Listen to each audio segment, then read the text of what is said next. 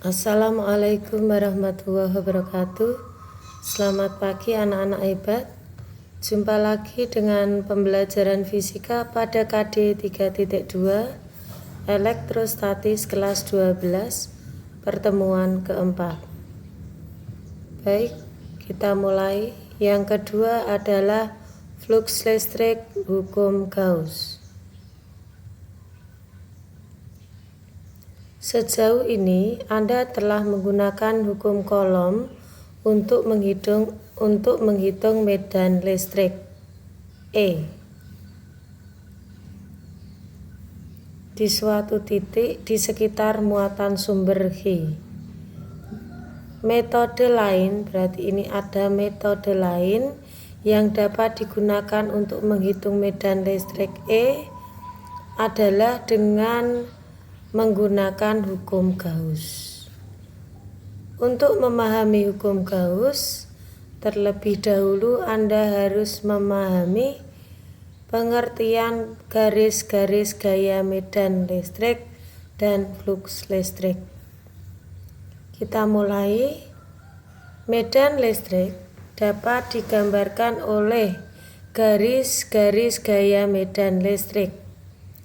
Arah garis-garis gaya medan listrik di sekitar muatan selalu keluar dari muatan listrik positif dan menuju ke muatan listrik negatif. Seperti ini. Ini arahnya muatan positif, ini keluar. Seperti ini. Sedangkan muatan negatif menuju, masuk. Seperti ini. Gambar 3.5 memperlihatkan garis-garis gaya medan listrik di sekitar muatan listrik positif dan negatif. Kita perjelas lagi. Garis-garis gaya medan listrik A di sekitar dua muatan titik. Nah, ini muatan titik ini. Yang A ini dan ini. Untuk yang sebelah ini adalah muatan yang berlainan jenis. Gambarnya selalu melekat. Akan tetapi jika berlainan jenis, yang A ini untuk yang berlainan jenis, ya.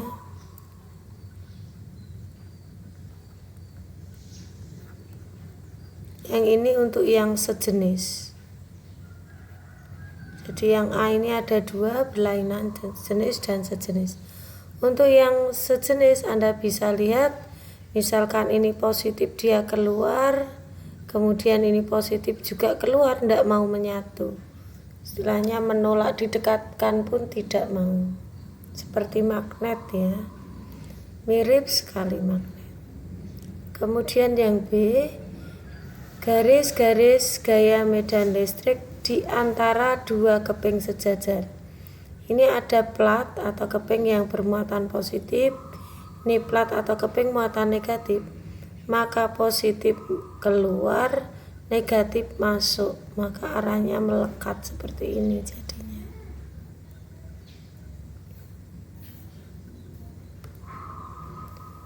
Berikutnya, untuk memahami flux listrik, perhatikan gambar 3.6a. Misalkan ada garis-garis gaya medan listrik seragam dengan kerapatan E menembus luas bidang A dengan membentuk sudut theta terhadap bidang normal, yaitu vektor yang keluar tegak lurus bidang. Banyaknya garis-garis medan listrik yang menembus tegak lurus luas bidang tertentu disebut flux listrik.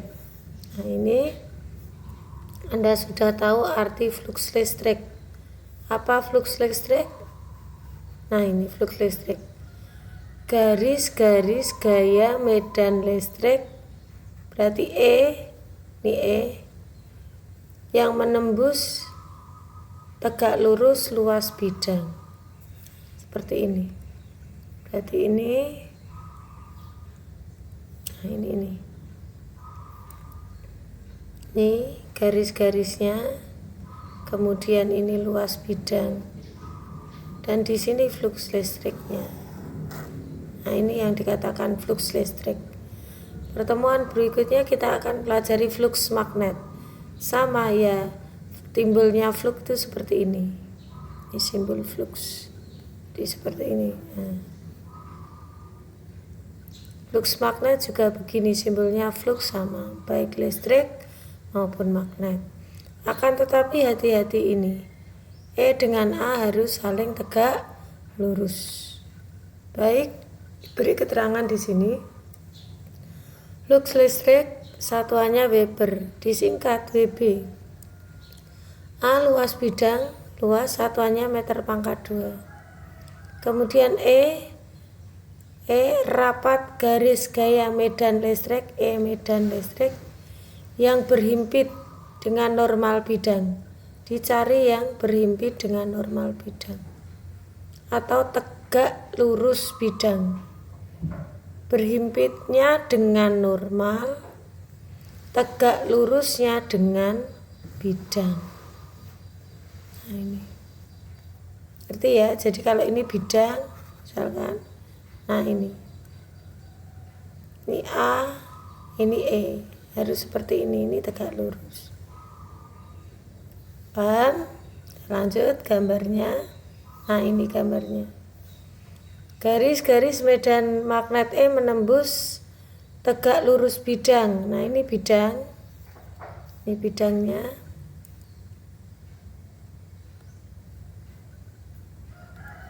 Ini bidang A, ini bidang.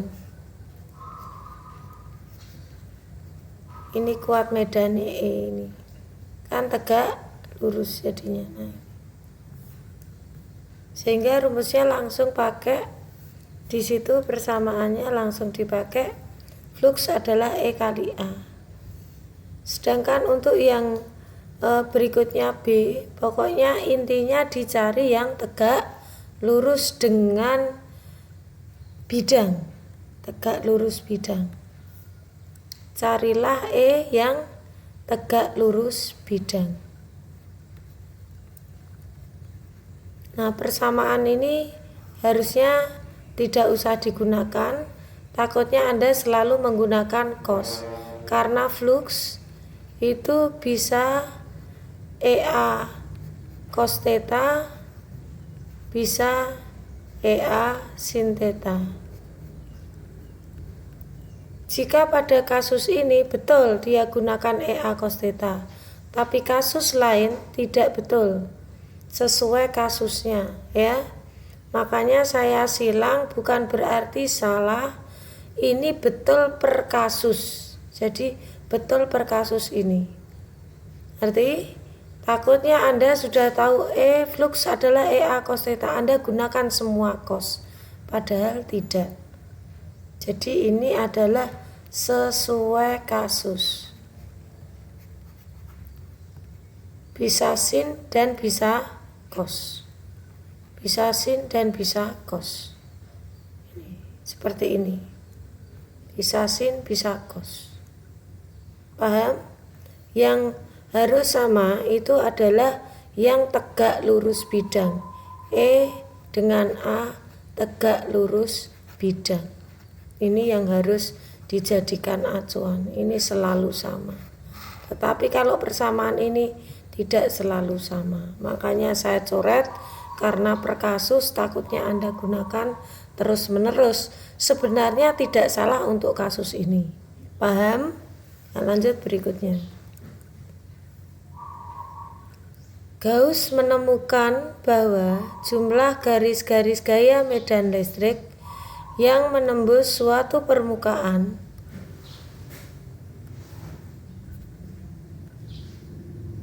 tertutup sebanding dengan jumlah muatan listrik yang dilingkupi oleh permuatan tertutup tersebut. Nah ini persamaan Gauss.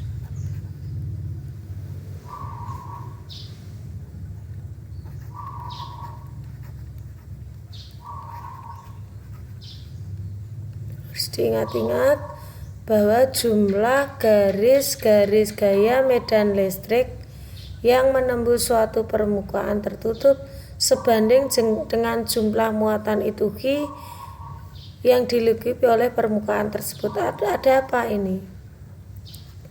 Ini adalah epsilon 0, permitivitas medan listrik.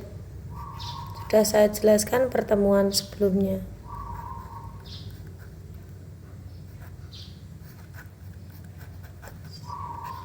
Medan listrik. Nah ini.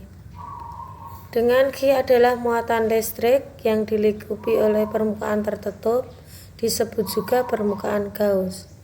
Seperti telah disinggung di awal subbab ini, medan listrik yang dihasilkan sebuah muatan dapat dihitung dengan menggunakan hukum Gauss.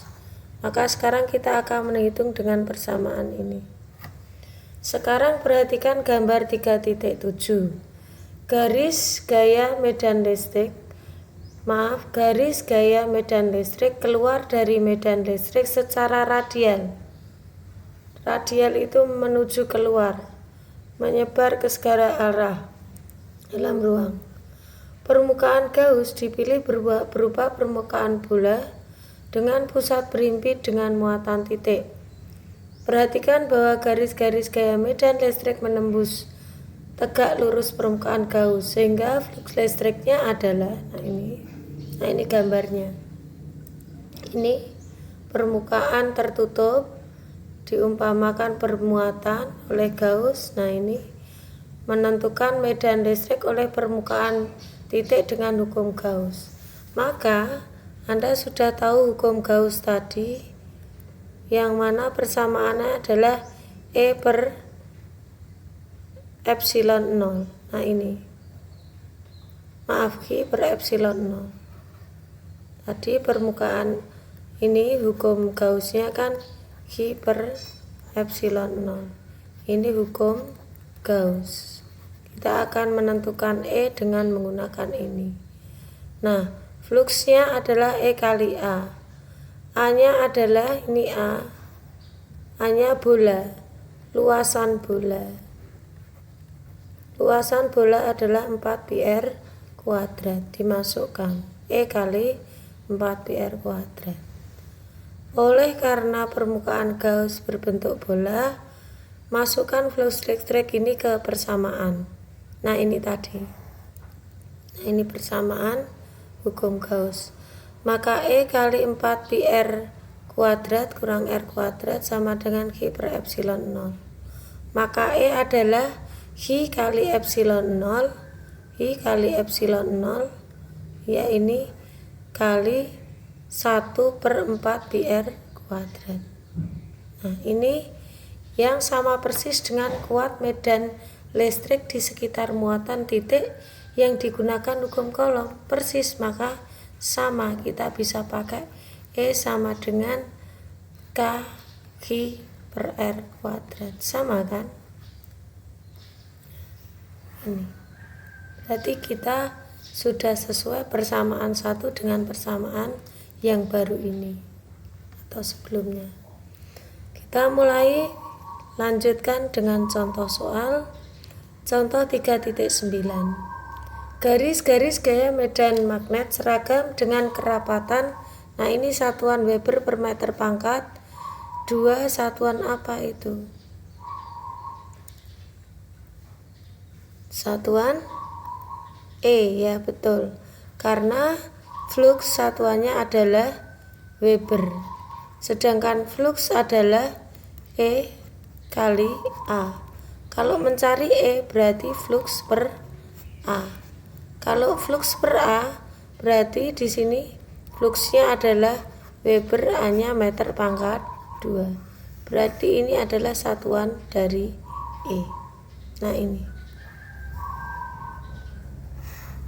Berikutnya, menembus bidang seluas 100 cm.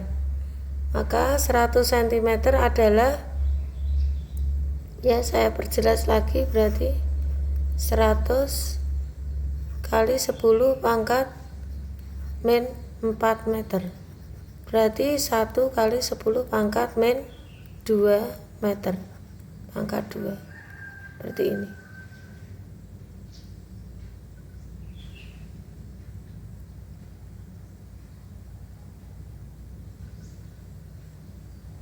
Kita lanjut berikutnya. Tentukan flux listrik jika garis-garisnya tegak lurus bidang, langsung dijumlah. Karena rumusnya adalah flux adalah E kali A yang saling tegak lurus, berarti langsung 150 dikalikan 10 pangkat min 2 ketemunya sekian. Membentuk 60 derajat terhadap normal, bukan terhadap bidang. Berarti kalau misalkan ini bidang gitu ya. Nah, ini normal atau bidangnya begini enggak apa-apa lah. Ini bidang misalkan. Nah, ini bidangnya A misalkan. Ini normal bidang. Ini normal ya. Membentuk sudut 60, tariknya dari normal. 60 derajat seperti ini. Maka kita cari di sini yang tegak lurus. Ini E. E-nya berarti kan dibagi 2. Sini ada EX. Berarti di sini ada EY. Berarti yang digunakan adalah EX apa EY? Cari yang tegak lurus bidang. Iya, betul. EY kali A. Ini fluxnya. EY adalah sin apa cos? Di sini sin. Kita cari yang yang cos ya, yang di sini sin. Kita gambar lagi supaya lebih jelas. Ini adalah theta. Ini adalah EY. Ini adalah EX.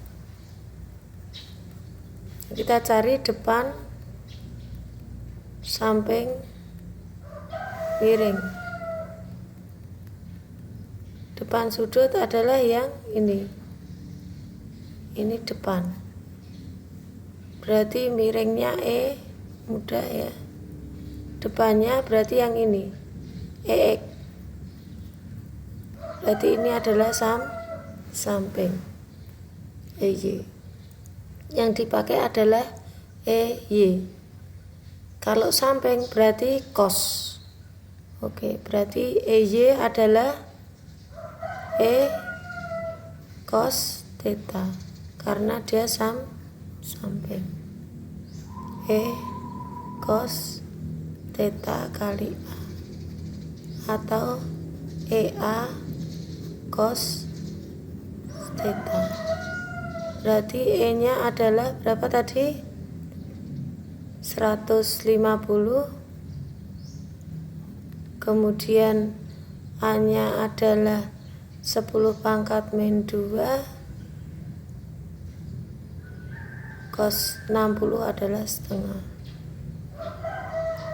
Maka 75 kali 10 pangkat min 2 atau sama dengan 0,75 ya, 0,75 Weber. Nah, sama kan? Nah, ini bahasanya. Berikutnya nomor 3, medan listrik oleh bola konduktor bermuatan. Pada bola konduktor bermuatan, muatan listrik akan terdistribusi merata pada permukaan bola. Nah, ini gambar 3.8. Kita akan menentukan medan listrik pada bola konduktor bermuatan. A di dalam bola. Jadi kalau ini R-nya, ini jari-jari, ini jari-jari ya. Jari-jari. Ditanyanya di tengah, di dalam. Ini berarti di dalam. Yang B di permukaan, pas di sini. Ini di permukaan. Yang C di luar. Ini di luar. Karena ini jari-jarinya di sini. Nah, ini. Nah, ini. Dalam tepat, dan di luar. Hal ini terjadi karena antar muatan listrik sejenis tolak-menolak, sehingga muatan-muatan pada bola akan berusaha saling menjauh dan terhenti di tepat permukaannya. Lanjut berikutnya.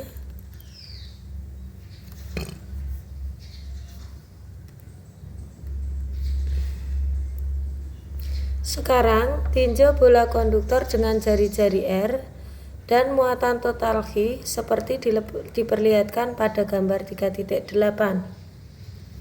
Medan listrik yang dihasilkan oleh bola konduktor bermuatan dapat ditentukan dengan menerapkan hukum Gauss. Untuk itu, buatlah permukaan Gauss di dalam bola, di permukaan bola, dan di luar. Tadi sudah dijelaskan ya. Yang A ini A di dalam, yang ini B tepat, ini tepat berarti yang B, kemudian yang ini di luar, C. Sekarang yang A untuk yang di dalam bola konduktor. Oleh karena tidak ada muatan listrik yang dilingkupi oleh permukaan bola Gauss, jadi ini tidak ada muatan di dalam, muatannya tadi sudah dijelaskan berhenti di permukaan karena saling menjauh, maka di dalam bola Q-nya 0, sehingga dari persamaan 3.6 yang mengatakan flux adalah Q per epsilon 0, jika fluxnya 0, ini kan dikatakan fluxnya 0, padahal di situ E-nya adalah flux kali, flux sama dengan E kali A, begitu kan? Berarti kalau mau mencari E, berarti kan flux per A, sedangkan fluxnya tadi 0, maka E-nya juga sama dengan 0. Ini tadi fluxnya 0. Jadi medan listrik di dalam bola hasilnya 0. Jadi di sini E-nya 0. Kita tulis di sini tidak apa-apa untuk lebih jelas. Ini E-nya 0. Kemudian lanjut berikutnya. Di permukaan tepat, di permukaan bola. Nah, ini. Muatan listrik yang dilingkupi oleh permukaan bola Gauss tepat sama dengan muatan total. Ya, jelas ya, karena di permukaan semua ada. Maka luas permukaan Gauss, permukaan bola ini ya, adalah E kali A. Flux E kali A, A-nya adalah ini, 4πr kuadrat. R-nya adalah R jari-jari, yang jari-jari, R besar. Maka dimasukkan E-nya dikalikan 4πr kuadrat adalah Q per epsilon 0. Q-nya adalah Q total. Q-nya adalah Q total. Maka nilainya adalah E adalah 1/4 pi epsilon 0 Q per R kuadrat. Nah, ini untuk yang di permukaan bola. Kita tulis saja di sini, tidak apa-apa. Untuk lebih jelas ya. Di sini berarti E-nya E sama dengan K Q per R kuadrat. Nah, ini. Kemudian lanjut berikutnya untuk yang C di luar. Ya, ini di luar. Nah, kerjakan.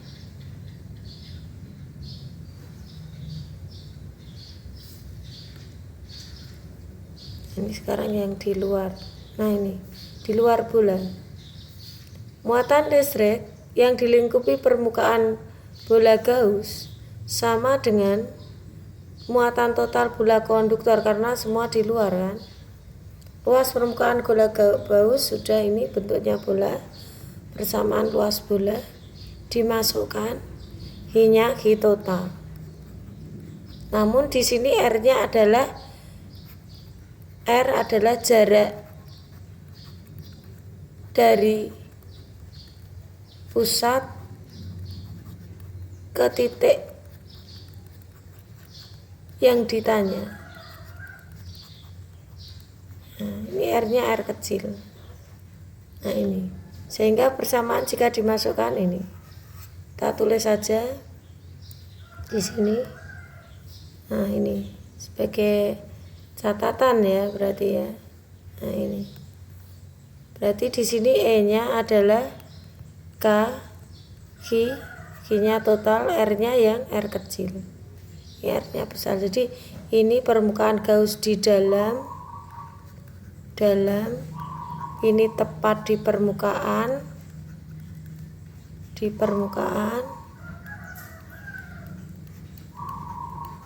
yang ini di luar.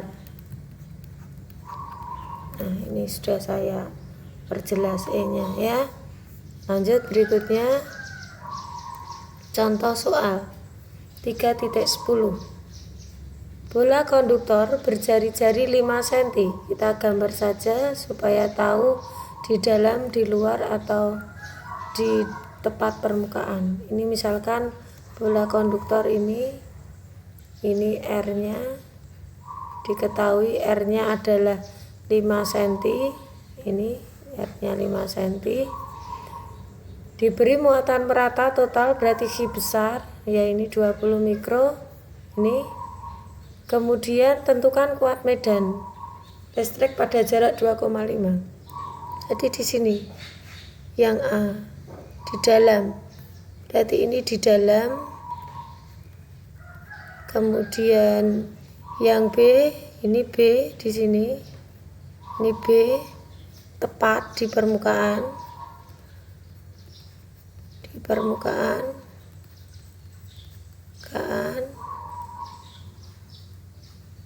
Dengan R ini ya, ini R, yang ini R kecil ya. Di sini di luar. R besar itu jari-jari ya, sudah saya jelaskan ya. Berarti kalau di dalam jelas di sini sama dengan 0, sudah diketahui tadi. Kalau tepat di permukaan gunakan persamaan ini. Dimasukkan nilainya, ketemulah sekian. Kemudian kalau di luar gunakan persamaan yang ini R-nya kecil, R-nya masukkan 10, ketemulah sekian.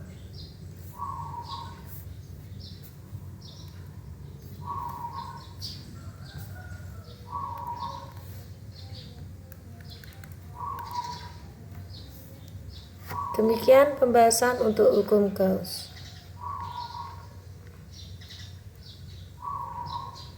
D. Potensial listrik. Besaran lain yang berkaitan dengan keberadaan muatan listrik adalah potensial listrik. Kita akan pelajari sekarang besaran berikutnya, yaitu potensial listrik dengan simbol V. Berbeda dengan gaya kolom F dan medan listrik E merupakan besaran vektor. Potensial listrik merupakan besaran skalar. Jadi ada note di sini atau catatan bahwa F gaya dan E medan, ini gaya kolom, dan yang ini adalah medan kolom atau medan listrik adalah besaran vektor. Nah, saya perbesar. Nah, ini besaran vektor. Kita sekarang yang potensial listrik dengan simbol V, besaran skalar. Baik, saya lanjut. Karena dia merupakan besaran skalar, dia hanya memiliki nilai dan tidak memiliki arah. Untuk menentukan potensial listrik di suatu titik, perhatikan gambar 3.9. Ini ada gambar 3.9. Usaha diperlukan untuk memindahkan muatan dari titik A ke titik B. Usaha itu simbolnya W. Untuk memindahkan muatan dari A ke B ditulis WAB. Ini usahanya. Kita lanjut. Misalnya ada muatan listrik positif Q di dalam medan listrik E. Ini misalkan ini. Pada muatan tersebut akan bekerja gaya F yang searah dengan E. Sudah dijelaskan pada pertemuan sebelumnya bahwa gaya F akan searah dengan medan E. Kemudian untuk memindahkan Q dari A ke B diperlukan usaha WAB. WAB adalah usaha untuk memindahkan dari A ke B. Muatan Q dari A ke B. Saya lanjut. Memindahkan Q dari A ke B diperlukan usaha dengan simbol WAB untuk melawan gaya listrik F. Selanjutnya, dari hukum kekekalan energi. Nah, ini statement yang sangat penting di sini. Dari hukum kekekalan energi, usaha untuk memindahkan muatan sama dengan perbedaan energi potensial listrik WAB. Nah, ini delta EP sama dengan EPB min EPA. Beda potensial listrik di titik B terhadap di titik A didefinisikan sebagai usaha yang diperlukan untuk memindahkan muatan listrik dari titik A ke titik B. Dibagi, nah ini WAB sama dengan EPB min EPA. Dibagi besar muatan Q ini. Secara matematis dituliskan sebagai berikut. Beda potensial itu adalah V. Dari B ke A berarti VB min VA. Nah, ini adalah beda potensial V.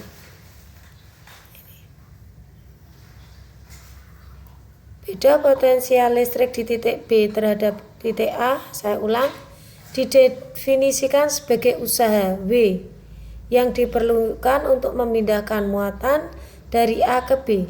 Beda potensial VBA itu adalah VB min VA. Di sini adalah WAB per Q, sudah dijelaskan di sini. W dari titik A ke titik B dibagi muatan Q. Nih. Nah, saya lanjut berikutnya. Potensial listrik di titik B dapat ditentukan dengan membuat VA sama dengan 0.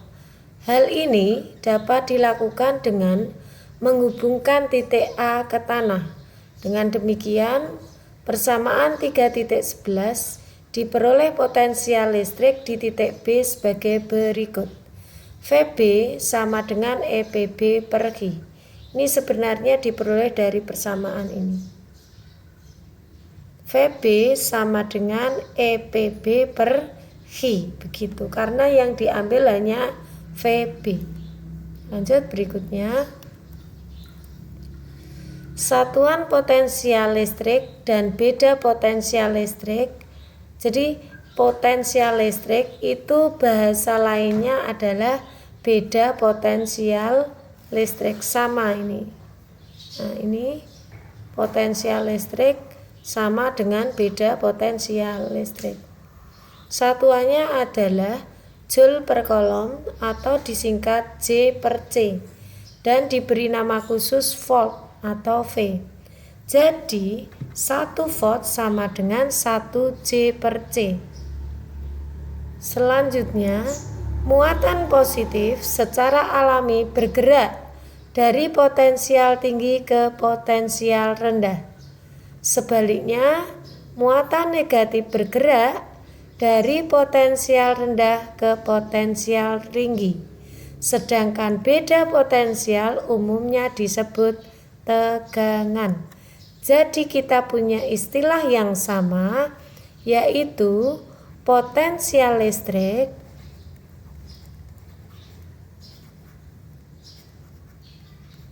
sama dengan beda potensial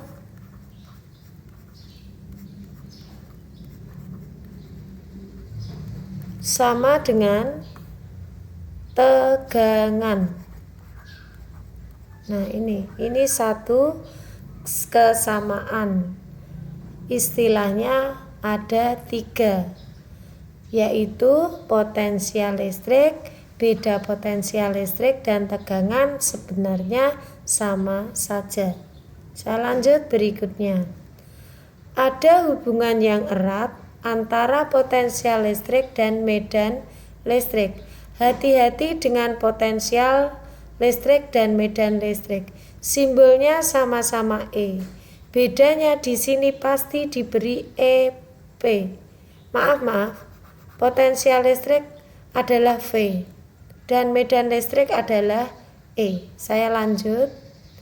Jika medan listrik pada gambar 3.9 homogen, usaha yang dilakukan oleh medan listrik untuk menggerakkan muatan positif Q dari B ke A adalah W sama dengan Q kali ED sama dengan Q V.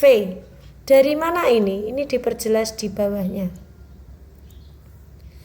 Mengingat bahwa W sama dengan usaha. Usaha itu adalah F kali S. Jadi usaha, kalau Anda ingin mudahnya, itu yang berusaha adalah mass. Mass berusaha, work, yang bekerja mass. Mass ini ada M kali A. M kali A itu adalah F. F kali S. Nah, ini adalah W. S ini adalah jarak. Jarak ini adalah D. Nah, ini. Sehingga W adalah F kali D. Dan F adalah Q kali E. Ini diperoleh dari persamaan jika F gaya listrik adalah K per R kuadrat, sedangkan E adalah K per R kuadrat. Berarti di sini, nah ini kan E, ini E. Berarti bisa saya tuliskan ini E kali Q. Nah, ini. Berarti F adalah Q kali E. Maka bisa disubstitusikan di sini. Berarti W sama dengan F kali D. F-nya dimasukkan, yaitu E kali Q kali D. Nah, ini persamaannya. Berarti W sama dengan Q kali E kali D. Kemudian berarti di sini Q-nya kan bisa dicoret ya, dicoret seperti ini. Nah, jadilah E kali D sama dengan V. Maka saya tulis E kali D sama dengan V. Maka V sama dengan E kali D. Ini E V A B. Ini masuk ke sini. Atau E bisa ditulis sama dengan, kalau kita mau mencari E-nya ini, berarti E sama dengan VAB per D. Nah, ini masuk ke sini. Ini. Jelas? Dari persamaan ini bisa masuk ke berikutnya ini tadi. Bahwa W sama dengan Q kali E kali D yang diperoleh tadi akan sama dengan Q kali V ini.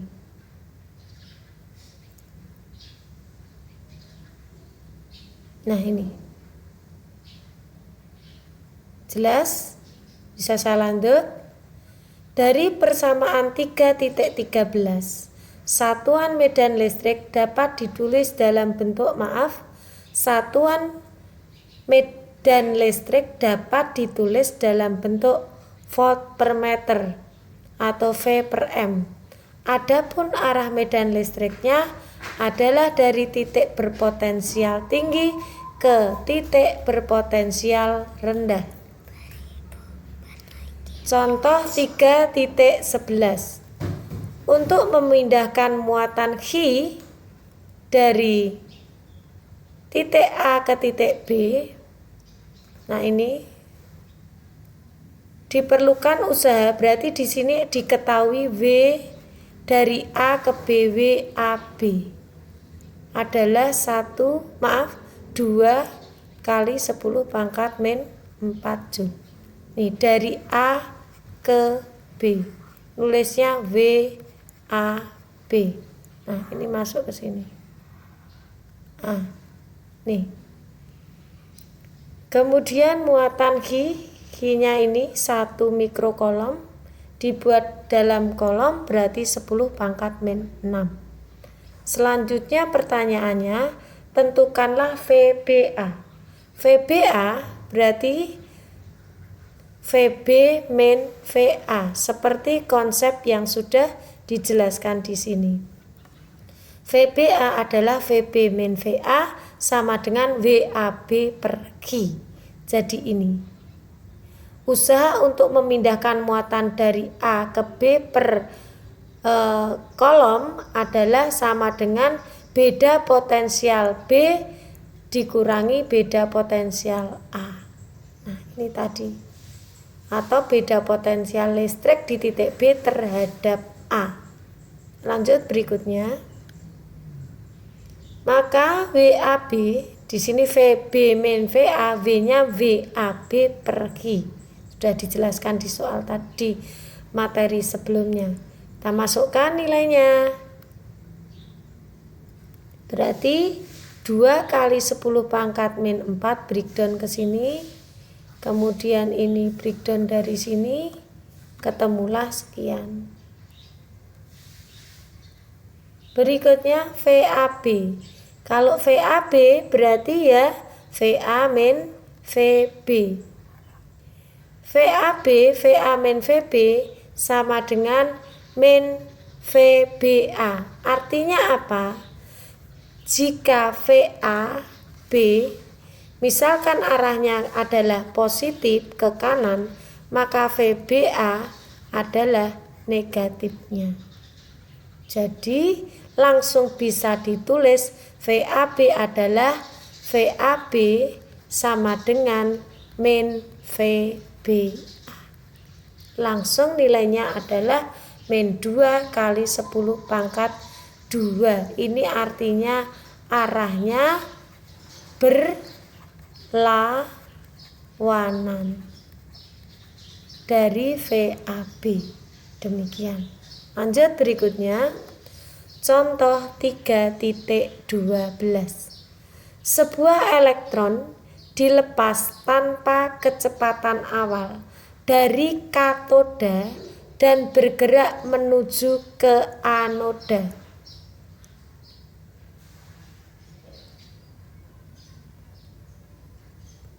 Potensial anoda adalah 200 volt lebih tinggi dari katoda. Diketahui muatan elektron min 1,6 kali 10 pangkat min 19 kolom dan massa elektron adalah 9,1 kali 10 pangkat min 31 kg. Tentukan energi potensial elektron ketika berada di katoda relatif terhadap anoda. Berarti pertanyaannya KA. Katoda relatif terhadap anoda. Maka EPKA sama dengan EPK min EPA. Katoda dikurangi anoda. Sama dengan HVKA sama dengan min HVAK dibalik. Diketahuinya adalah VAK, maka nilainya dibalik seperti ini, min 200, kemudian G-nya adalah 1,6, ketemulah sekian, 3,2 kali 10 pangkat min 17. Selanjutnya yang B, Pertanyaannya adalah berapakah kecepatan elektron saat menumbuk anoda? Berarti ini adalah energi kinetik. Baik, kita kerjakan.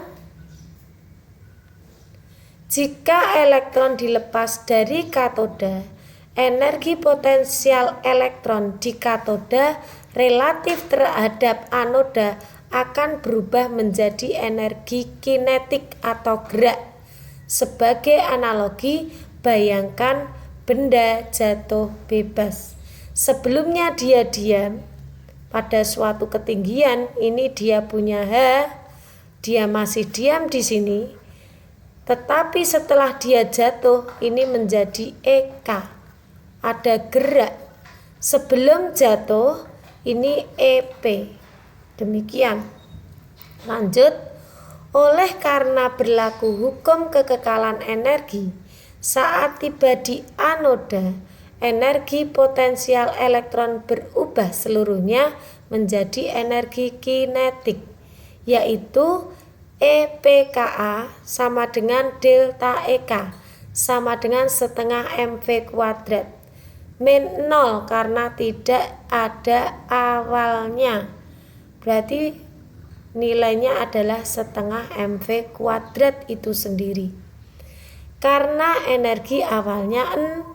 Dengan demikian, kecepatan elektron saat menumbuk anoda adalah dari persamaan EPKA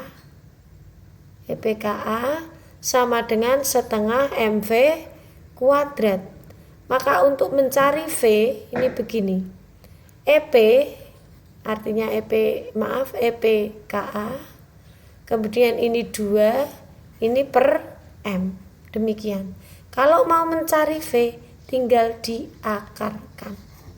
Akar dari 2 EPKA, ini di sini KA keterangan ya, terus per M dari sini.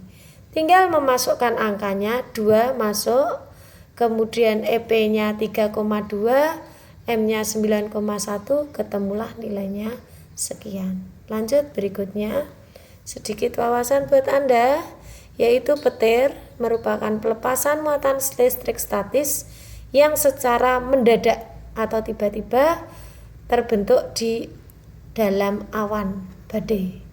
Ini peristiwanya. Berikutnya contoh 3.13. Dua buah plat sejajar diberi beda potensial 20 volt. Diketahui ini V-nya 20 volt.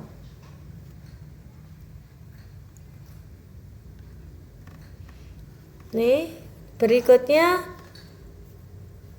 sehingga terdapat medan listrik seragam di antara kedua plat. Jaraknya adalah D masih senti dibuat meter. 10 pangkat min 2. Pertanyaannya, tentukan besar kuat medan listrik tersebut. E. Ya. E-nya di sini V per D. Sudah ada di pembahasan materi tadi. V-nya dimasukkan, D masukkan, ketemulah sekian. Berikutnya yang B. Jika muatan 2,5 mikro, ini diketahui, dijadikan kolom, disimpan di antara dua plat, berapa gaya yang dialami muatan tersebut? Sudah ada di persamaan sebelumnya, F sama dengan GE, masukkan, ketemulah sekian. Nah, ini demikian pembahasan untuk materi kita kali ini. Ada sedikit catatan buat Anda, saya tambahkan di sini, harus sangat hati-hati dengan statement energi potensial dan medan listrik ya. Bentar, saya tuliskan dulu.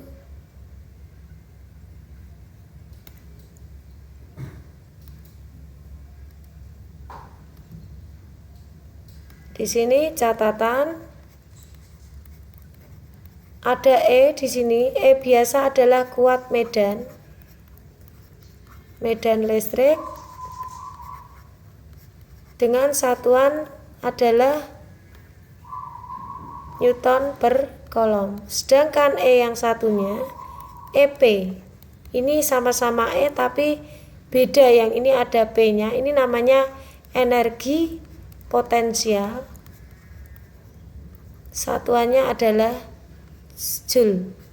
Ya. Demikian untuk Anda, mohon diperhatikan sungguh-sungguh terkait dengan E. Potensial listrik oleh benda titik bermuatan. Potensial listrik dihasilkan oleh sebuah muatan titik, diturunkan dengan bantuan kalkulus integral, tidak diturunkan di sini. Jadi, potensial listrik pada suatu titik berjarak R dari sebuah muatan titik Q dinyatakan langsung oleh persamaan V sama dengan KQ per R. Dengan V menyatakan potensial mutlak di suatu titik pada R jarak tak terhingga, V sama dengan 0. V sama dengan 0. Dengan kata lain, V merupakan beda potensial antara R dan tak terhingga. Oleh karena potensial listrik merupakan besaran skalar, nilainya di suatu titik dapat positif, dapat pula negatif, bergantung pada muatan sumbernya. Ada catatan di sini, pada saat kita membahas tentang vektor gaya dan vektor kuat medan, di situ kita tidak boleh memasukkan tanda min plus pada jenis muatan. Saya tulis lagi catatan, pada saat F dan E kita tidak boleh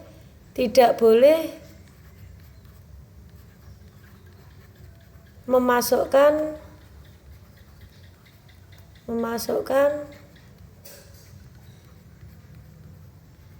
min dan plus pada jenis muatan. Namun di sini pada E, pada V dijelaskan, pada V di sini kita oleh karena potensial merupakan besaran skalar, nilainya di suatu titik dapat positif, dapat pula negatif, bergantung pada muatan. Jadi jenis muatan plus atau min boleh dimasukkan atau dimasukkan. Seperti ini. Nah, lanjut berikutnya, potensial di suatu titik akibat beberapa muatan sumber sama dengan jumlah potensial listrik oleh setiap muatan. Secara matematis langsung saja V sama dengan V1 plus V2 dan seterusnya. V-nya langsung dimasukkan KQ per R, KQ per R gitu. KQ1 per R1 dan seterusnya.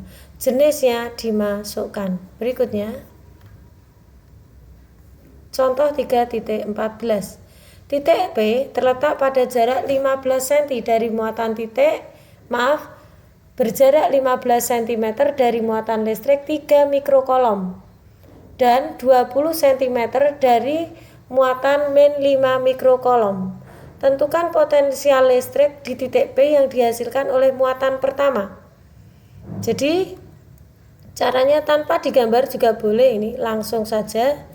Diketahui Q1 ini jaraknya sekian terhadap muatan 1, kemudian Q2 dan jaraknya terhadap muatan 2 sekian. Langsung disuruh mencari muatan pertama, potensial pada muatan pertama, langsung V1 KQ1 per R1, masukkan K, masukkan Q, masukkan R, ketemulah sekian. Kemudian potensial di titik P oleh Q2, V2, langsung masukkan sekian. Hati-hati di sini ada tanda min. Nah, ini jenis muatan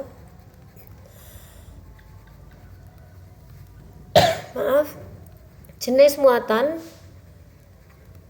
dimasukkan.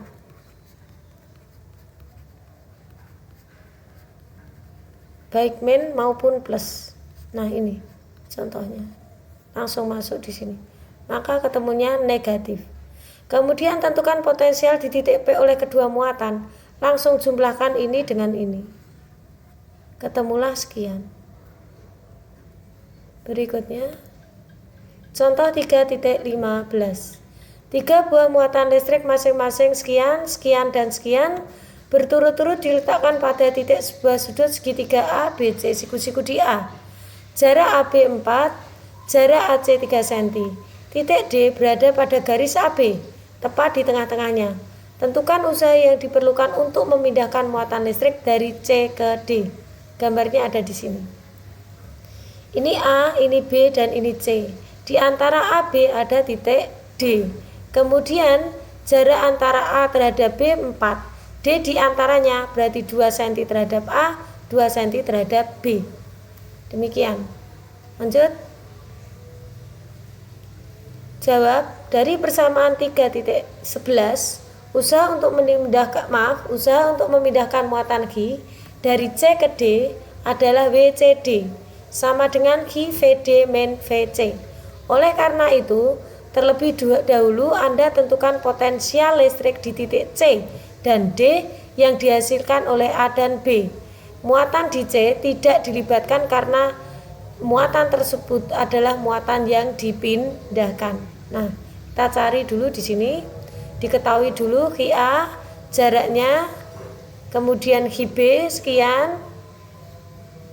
Nih, gambarnya seperti ini. Kemudian jarak AC, RAC, R A terhadap C 3, AD, R A terhadap D, A terhadap D 4. Kemudian BD, B terhadap D ini 2 cm karena setengahnya. Jarak BC, ini BC ditentukan dengan Pythagoras. Nah, ini jarak BC, ketemunya 5 di BC, ini BC. Nah, ini kan diperoleh dari apa ini? AC kuadrat plus apa? Ini A B kuadrat. Jadi berapa ini? 3 kuadrat ditambah 4 kuadrat. 9 ditambah 16. 25, ini masih kuadrat. Sehingga BC adalah akar 25 adalah 5. Nah, ini masuknya ke sini. 5 cm. Oke. Sudah ketemu ini ya. Potensial listrik di titik C adalah kita cari masing-masing di titik C dan titik D. Untuk titik C berarti dipengaruhi oleh muatan A dan B. Langsung saja dijumlah KQA-RA, KQB-RB gitu. Ini min juga dimasukkan. Tanda negatif dimasukkan ya. Karena ini adalah sebuah skalar. Nah, ini. Jenis muatan dimasukkan.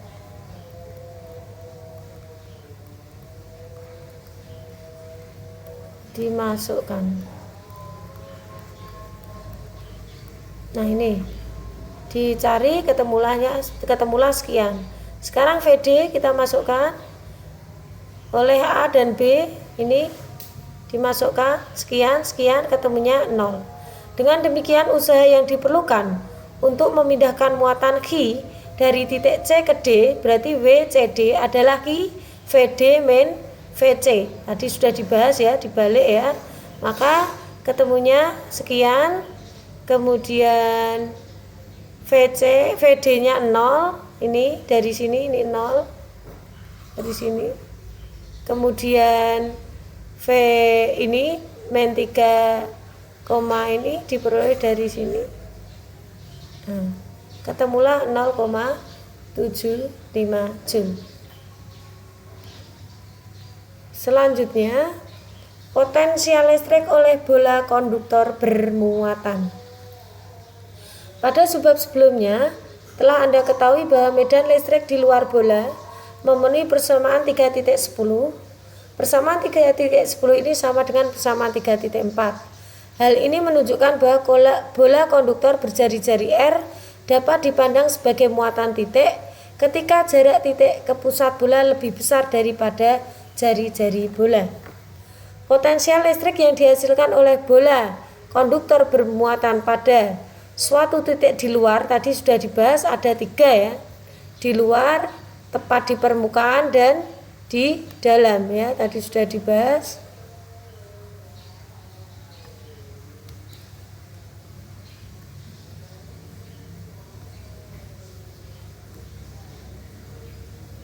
Nih, Jadi ini di luar ada 3 tadi ya.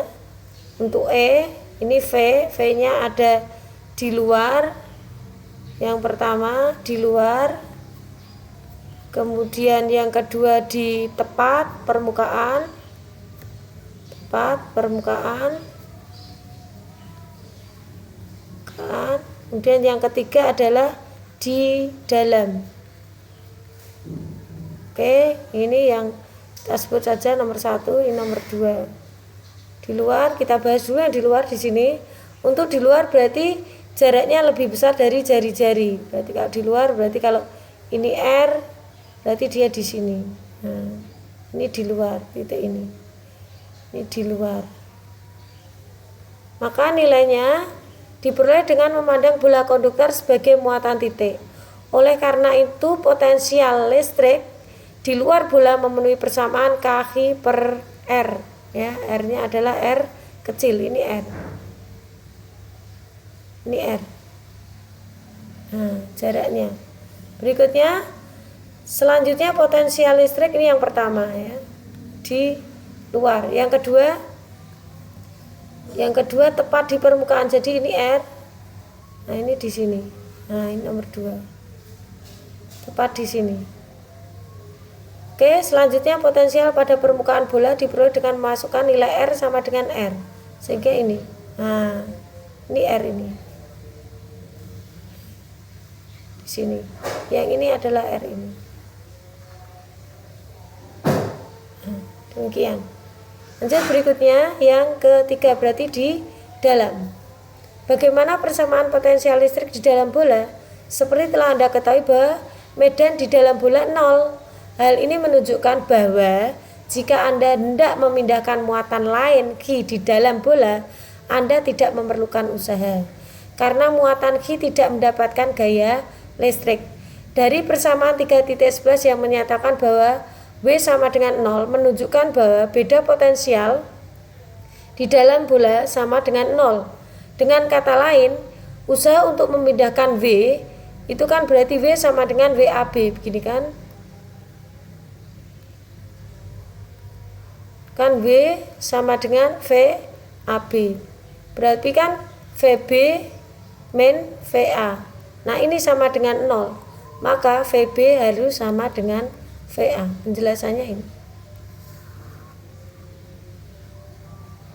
Nah, ini dari persamaan 3.11 tidak adanya usaha W menunjukkan bahwa beda potensial 2 titik di dalam bola sama dengan 0. Sehingga VA sama dengan VB. Dengan kata lain, potensial di setiap titik di dalam bola sama dengan besarnya sama dan besarnya sama dengan potensial di permukaan.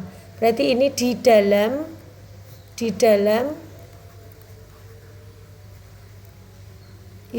yang di sini adalah di permukaan.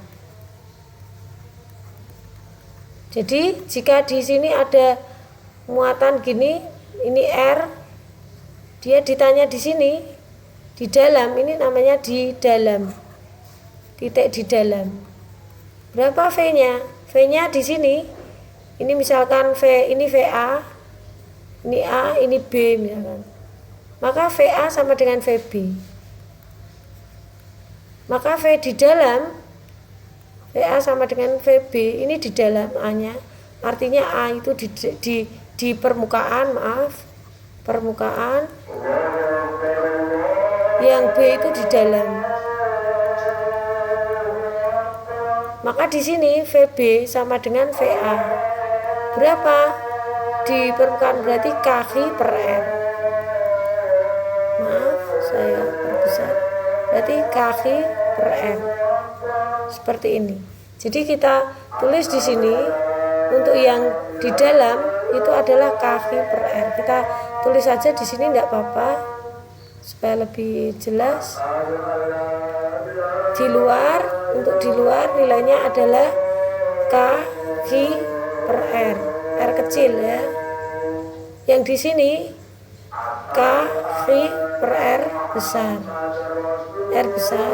Yang di sini di dalam sama dengan di dalam sama dengan di tepat permukaan.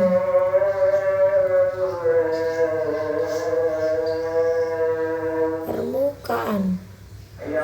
Maka di sini nilainya K sama dengan K Q per R. Ini R-nya sama. Ini sama dengan ini. Sama dengan.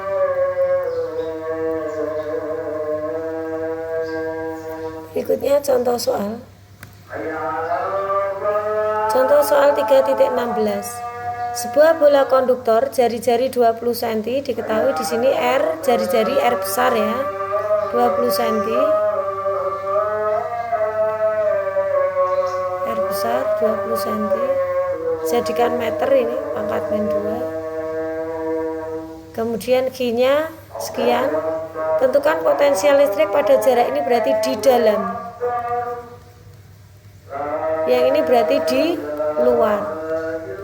Berarti ini menggunakan R, ini sama dengan kalau di dalam R kurang dari R. R lebih besar dari R. Ini. Saya perjelas di sini tidak apa-apa. Nah ini. Jadi berikutnya berarti untuk menentukan A di dalam berarti sama dengan di tepat permukaan.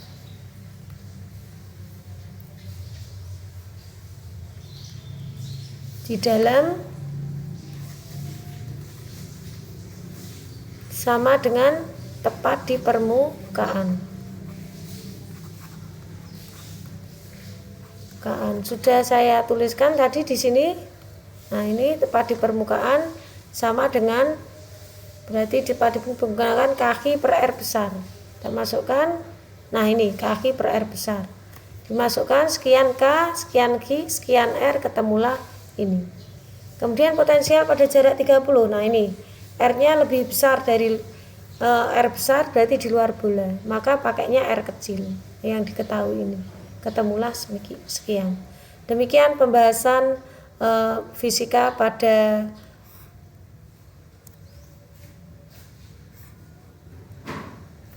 KD 3.2 elektrostatis kelas 12 pertemuan keempat.